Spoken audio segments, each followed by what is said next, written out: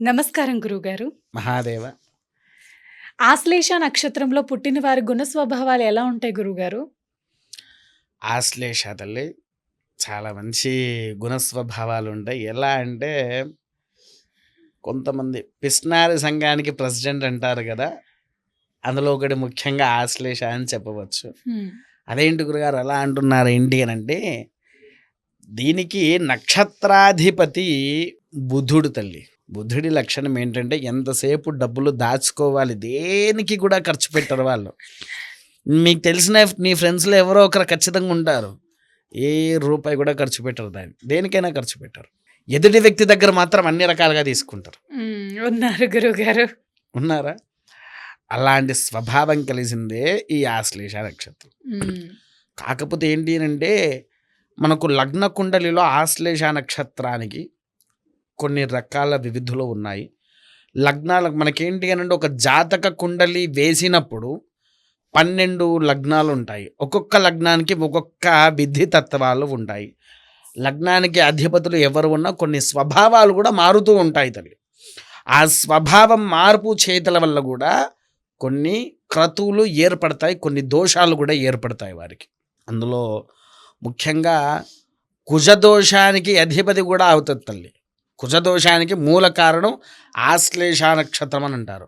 నువ్వు విన్నావో వినలేదో, అమ్మో ఆశ్లేష నక్షత్రమా వివాహానికి, విశాఖాన, మూలాన అని భయపడతారు. అవును గురువుగారు. నేను చాలా చోట్ల విన్నాను. ఎందుకని ఇలా?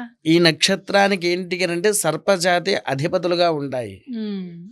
అంటే అధిపతులు కాదు, దోషానికి ప్రథమంగా వీళ్ళనే పట్టుకుంటాయి అవి ఎక్కువగా. ఆశ్లేష, విశాఖ, మూల, ఆశ్లేష, విశాఖ, మూల, పుబ్బ, ఉత్తర నక్షత్రాలు. పుబ్బ, ఉత్తర ఈ నక్షత్రాల వాళ్ళకి ఏంటి అంటే కుజదోషం అనేటువంటిది తొందరగా ఈ నక్షత్రంలో పుట్టిన వారికి ఉంటుంది.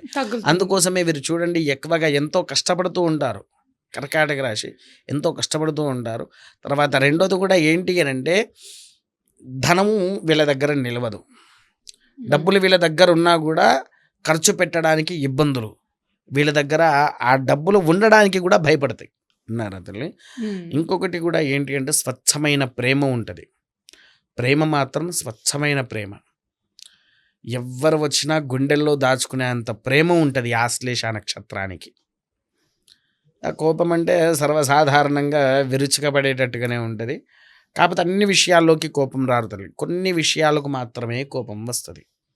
అయితే ఈ ఆశ్లేష నక్షత్రం వారికి ఉద్యోగ రీతిలో కానివ్వండి, తర్వాత వివాహ స్థితిగతుల్లో చాలా ఆలస్యం అవుతూ ఉంటాయి. ఒక్కసారి మీకు తెలిసిన బ్రాహ్మణులు ఎవరైనా ఉంటే వారికి యొక్క లగ్న కుండలీలు చూపించుకుంటే మీకుండే దోష పరిహారాన్ని కూడా చేయవచ్చు.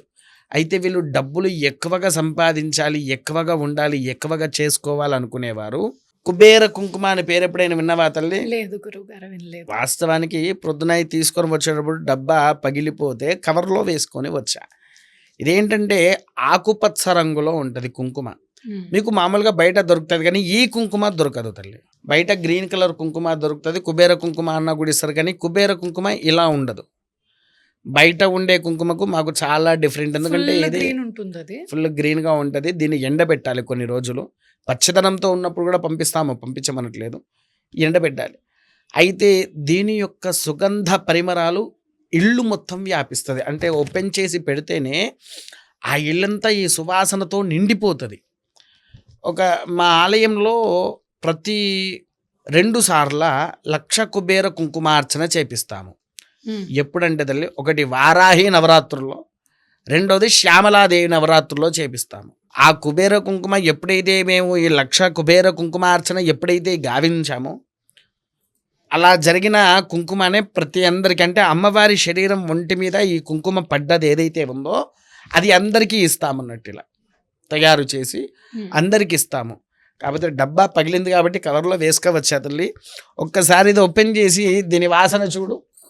అన్ని పరిమళాలు కలిసి ఉన్నట్టుంది. అన్ని రకాల చందనం, పసుపు, కుంకుమ, ప్రతి ఒక్క స్మెల్ అరోమా ఉంటుంది కదా గురుగారు. ప్రతి అరోమా తెలుస్తుంది ఈ కుంకుమలో. అది మీకు ఇంకో విషయం చెప్పాను తల్లి కుబేర కుంకుమ గురించి.